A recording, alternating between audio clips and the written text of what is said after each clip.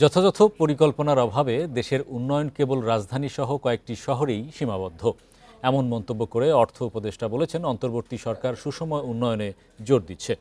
রাজধানীর একটি হোটেলে হাউস বিল্ডিং ফাইন্যান্সের ইসলামিক অর্থায়ন প্রকল্পের উদ্বোধনী অনুষ্ঠানে তিনি এসব কথা বলেন। প্রকল্পের আওতায় 7 থেকে 9% সুদে আবাসনে ঋণ পাবেন গ্রাহকরা।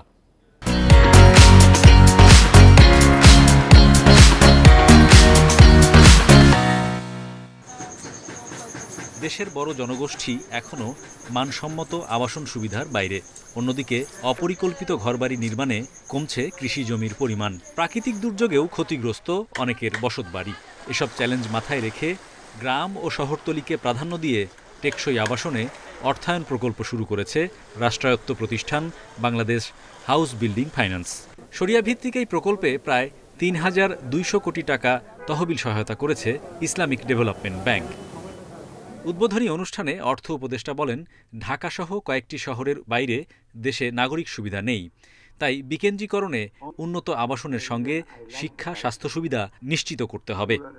কয়েকটা সিটি আর বাকি সব অন্ধকারাচ্ছন্ন বা আন্ডার ডেভেলপড রুরাল ইকোনমি, তার মানে কতগুলো সুন্দর islands of lifes and prosperity, আর বাকিটুক সেই তিমিরেই থেকে যাবে।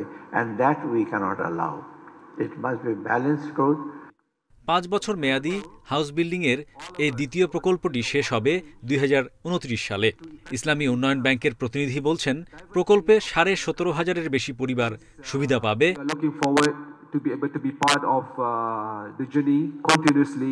20 বছর মেয়াদী গৃহঋণে ঢাকা ও চট্টগ্রামে সুদহার 9%, জেলা শহরে 8 এবং উপজেলায় 7 ভাগ।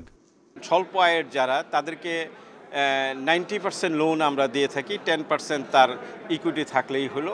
যে কারণে কয়েকজনে মিলেও একটা জায়গা কিনে সেখানে বাড়ি করতে পারে। ফলশ্রুতিতে একদিকে যে আমাদের এগ্রিকালচার ল্যান্ড যেটা, সেটাও সেভ হলো। প্রকল্পে প্রায় 2000 বহুতল ভবন, 1900 পাকা বাড়ি এবং 100টির মতো জলবায়ু সহিষ্ণু পরিবেশ বান্ধব আবাসনে ঋণ দেয়া হবে। Hari Saha, independent news, Dhaka.